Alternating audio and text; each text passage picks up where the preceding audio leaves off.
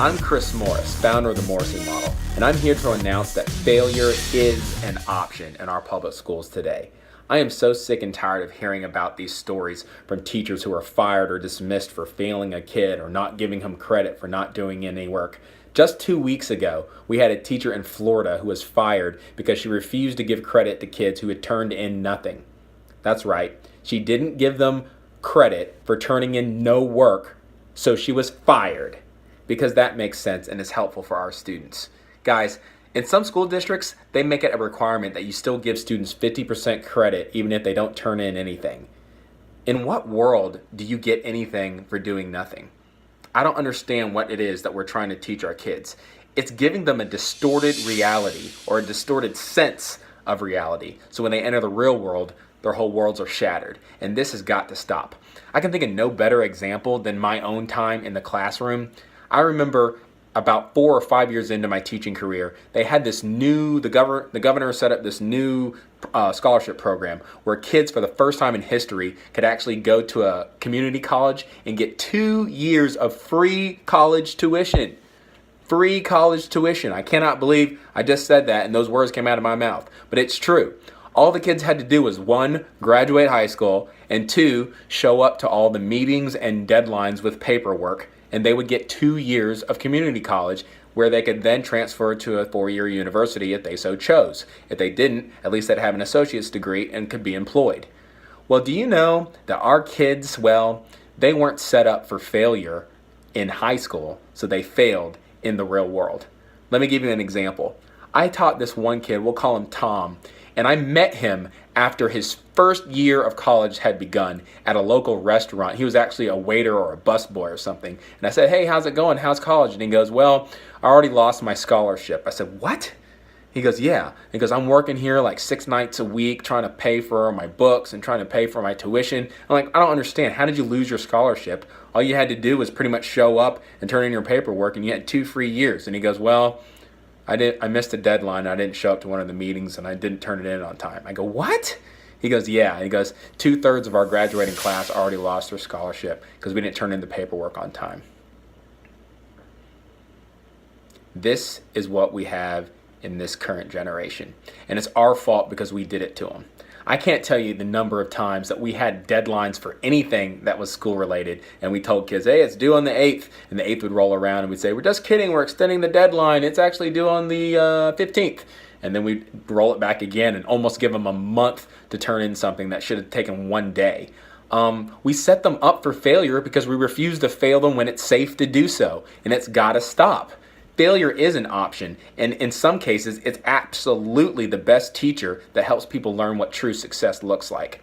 I remember a student I'm going to call Jennifer, probably my 7th year in the educational classroom, and I had an interesting situation develop with her because she actually had failed her first semester in my Algebra 2 class. And it was funny because the way that we had things set up, the first semester, even though it was called Algebra 2, only counted as an elective credit.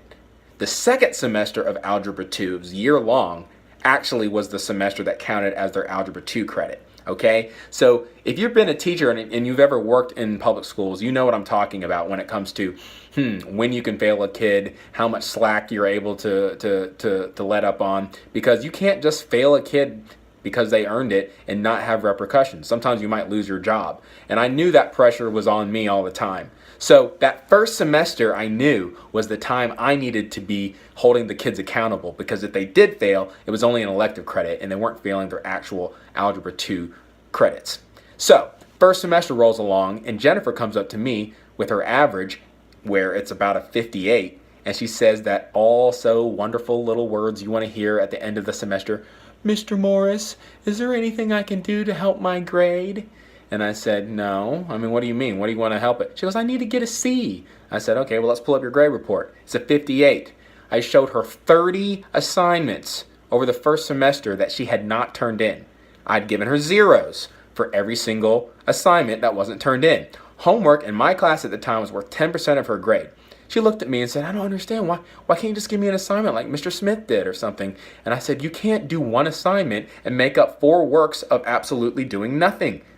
And I let her look at her grade report, and you could see her face starting to get a little bit more sober, and she started to really get a good look at who she really was. And by the time she got it, maybe a couple minutes looking at her grade report and seeing the lack of productivity that she had actually earned, a little tear came down her cheek. And I noticed for the first time she actually regretted her choices.